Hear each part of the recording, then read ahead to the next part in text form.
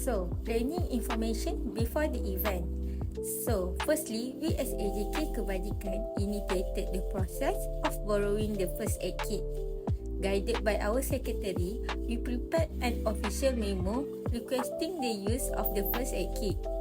Once the memo was completed, we presented it to the MA for the approval. Upon the approval, we were permitted to borrow the first aid kit. Additionally, Puan Faziha, which is the MA, briefing with us on how to properly use the items in the first aid kit. Planning information during the event. The AJK Kebajikan was responsible for ensuring the well-being of all the participants and the members throughout the event. AJK Kebajikan team conducted an inspection of the venue to ensure it was safe and also suitable for the use. AJK members were also on standby and fully prepared to respond in case of any injuries or emergencies during the games happen.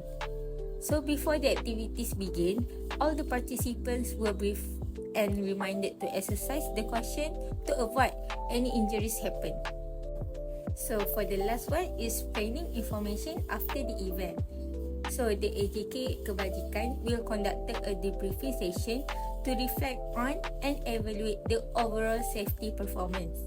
We also carry out a final check of the first aid kit to ensure all the items were in a proper condition.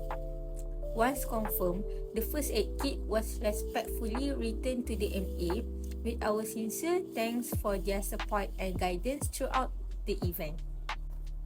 So, for the risk and solution.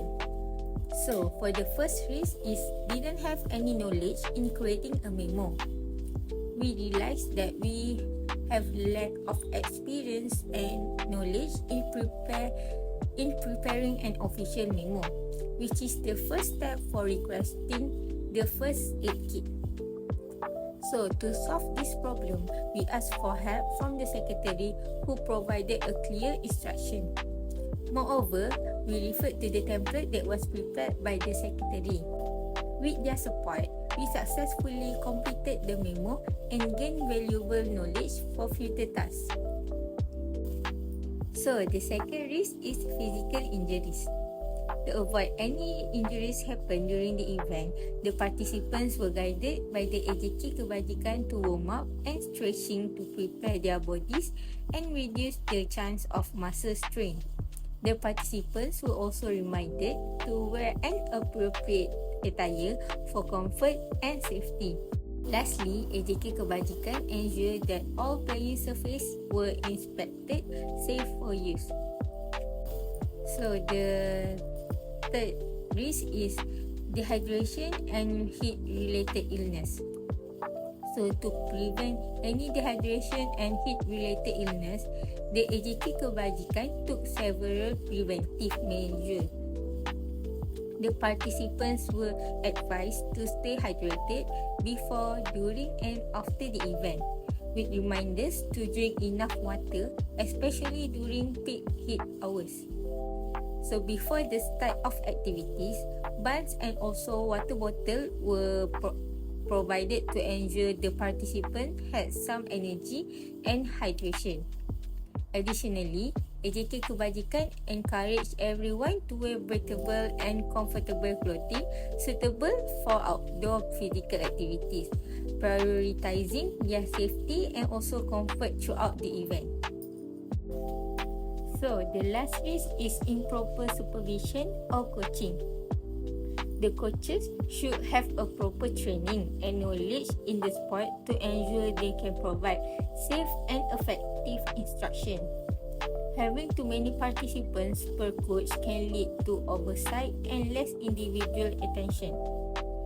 Keeping a manageable number of athletes per coach to ensure each participant is properly supervised and supported. Hi, I'm the next presenter. I'm Kesmina. My metric number is 17DSKF2004 and I'm going to explain about the proposed improvement for the committee. First, we suggest to add more committee members. This is because during the event we need enough people to handle different tasks like managing the games, helping participants, and solving any problems that happen suddenly. It also helps to make the setup and cleanup faster. Second, it's important that all members know their rules and the rules of the games. If everyone understands what to do, they can help at any station when needed. This will help avoid confusion and help the event run smoothly. Lastly, we must improve teamwork and communication. When all members work together and communicate clearly, it's easier to solve any issues. We can use group chats to update each other quickly during the event. Thank you. Hi, my name is Divya Shanmugam and my metric number is F2040. So my part is suggestion for improvements are create an event flow plan. For the first, prepare a clear timetable for each activity or game, and the second one is make sure all stations are ready before the event start. The third one is brief all members about the first. We need to prepare an emergency plans. So the second one is safety measures. So the first one is check the playing areas to avoid slippery or dangerous spots. And the second one is have a first aid kit ready and assign someone trained in a basic first aid. For the third one is prepare emergency contact number. So the next one is post-event review. The first one is gather feedback from participants and community. The second one is discuss what went well and what can improve. The third one is keep records for future reference. We need to prepare an emergency plans. This includes choosing a safe place to gather and checking that the event area is not dangerous. Second, have emergency number ready so we can contact help quickly if something bad happens. For the third, we suggest all members attend a safety and rescue seminar. This helps us learn how to use the first aid kit, do CPR, and treat injured people calmly. That's all from me. Thank you. Next, I would like to present about what we learned during event. First of all, we learned how to manage our time effectively. The event started at 8 a.m. and all of us committee members had to be at the venue by 7 a.m. to prepare everything necessary.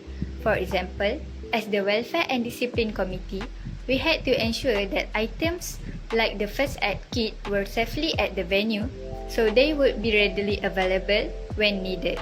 Next, prioritizing tasks based on urgency. As part of our responsibility in the Welfare and Discipline Committee, we needed to prioritize urgent matters.